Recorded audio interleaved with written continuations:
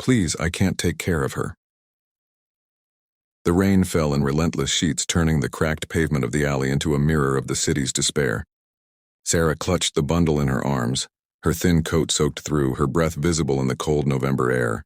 She was 19, but her eyes carried the weight of a lifetime, hunger, loss, and a choice that tore at her soul. In her arms, her 6-month-old daughter Lily whimpered softly, wrapped in a frayed blanket. Sarah's heart ached as she stood outside the diner, peering through the fogged-up window at the man inside. He was a stranger, but she'd heard the whispers in the shelter. Daniel, the single dad who worked double shifts to keep his son fed.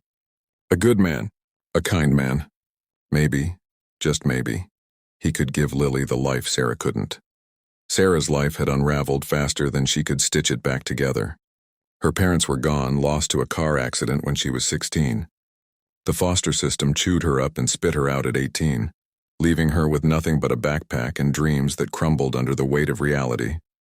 Lily's father was a fleeting mistake, gone before the pregnancy test even showed 2 lines.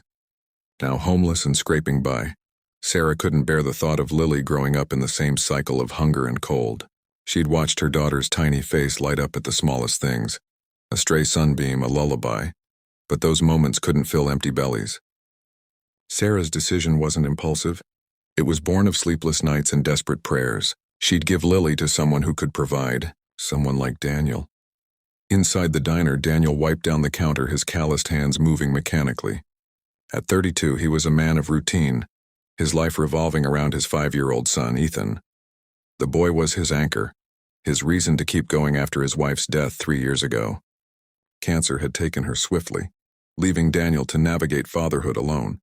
He worked nights at the diner, days at the hardware store, and still the bills piled up. But Ethan's laughter, his crayon drawings taped to the fridge, made every sacrifice worth it. Daniel glanced at the clock, closing time. He didn't notice the young woman hovering outside, her silhouette blurred by the rain. Sarah took a shaky breath, clutching Lily tighter. The words she'd rehearsed felt like stones in her throat. She pushed open the diner door, the bell jingling faintly. Daniel looked up, startled, his hazel eyes meeting hers. "We're closed, miss," he said gently, then paused, seeing the desperation etched into her face. Sarah's voice trembled as she spoke. I can't take care of her. Her name's Lily. She's 6 months old and she deserves better than me." She held out the bundle, her arms shaking. "Please, you're a dad. You know how to love a child. I can't do this." Daniel froze, his mind racing. He saw the baby's tiny face, her cheeks flushed despite the cold, and his heart twisted. He'd heard stories like this, parents giving up, walking away, but seeing it up close was different. Sarah's eyes were raw with grief, not indifference. "Why me?" he asked, his voice soft but firm. Sarah swallowed hard.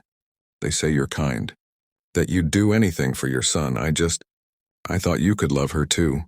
Her voice broke, and she set Lily's blanket on a stool, along with a small plastic bag containing a bottle, a diaper, and a crumpled note with Lily's name and birthday. Daniel's instinct was to say no.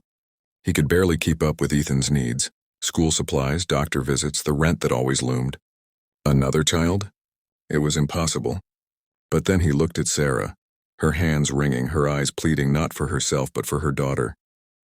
He thought of Ethan, how he'd promised his wife he'd always protect their son. What if Ethan were the one being offered to a stranger? The thought gutted him. I don't know if I can," he said honestly, "but let's talk. You're freezing. Come inside." Sarah hesitated, then stepped into the warmth of the diner, clutching Lily like she might never hold her again. Over coffee that Daniel poured from the last pot of the night, Sarah's story spilled out. Her losses, her struggles, the nights she'd gone hungry so Lily could eat. Daniel listened, his heart heavy. He told her about Ethan, about the way his son still asked for his mom, about the guilt of never being enough. They were strangers, yet their pain felt like a shared language. "I can't promise I can take her," Daniel said finally, "but I can't let you walk out into that storm with nowhere to go." The next morning, Daniel called his sister Maria, who worked at a local nonprofit. He explained everything, his voice thick with uncertainty. Maria didn't hesitate. "Bring them to me," she said. By noon, Sarah and Lily were at the nonprofit's office, where Maria connected them with a program for young mothers. It offered temporary housing, job training, and childcare, resources Sarah never knew existed. Daniel stayed, watching as Sarah's guarded expression softened with hope. But the real twist came when Maria pulled Daniel aside. "There's a fund," she whispered, "for single parents in need. I can get you some help too, groceries, rent. You don't have to do this alone either." That evening, Daniel brought Ethan to meet Sarah and Lily at the shelter. Ethan, with his gap-toothed grin, handed Lily a toy car from his pocket, declaring her cool. Sarah laughed, a sound that felt foreign to her own ears. Daniel watched, his chest tight with something he hadn't felt in years: connection. He'd always thought kindness was a luxury he couldn't afford, but here it was, rippling outward. Sarah too felt the shift. She'd come to give Lily away, but instead she'd found a lifeline, a reason to keep fighting. The emotional climax came a month later, at a community dinner hosted by the nonprofit. Sarah, now enrolled in a job training program, stood up to speak. Lily balanced on her hip. Her voice wavered but grew steady. "I thought I had to lose my daughter to save her," she said. "But one person's kindness, Daniel's, showed me I didn't have to. He didn't just give me a chance, he gave me hope." The room was silent, then erupted in applause. Daniel, sitting with Ethan, felt tears prick his eyes. He hadn't taken Lily, but he'd given Sarah something just as vital: a path forward. By spring, Sarah had a job at a daycare, a small apartment, and a smile that reached her eyes. Daniel, with the nonprofit support, cut back to one job, spending more time with Ethan.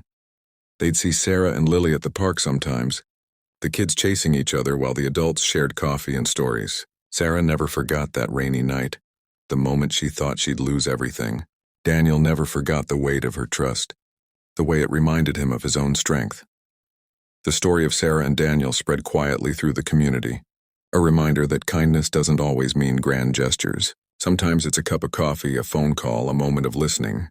It's the courage to say, "I see you and you're not alone." For Sarah, Daniel's compassion was a bridge to a new life.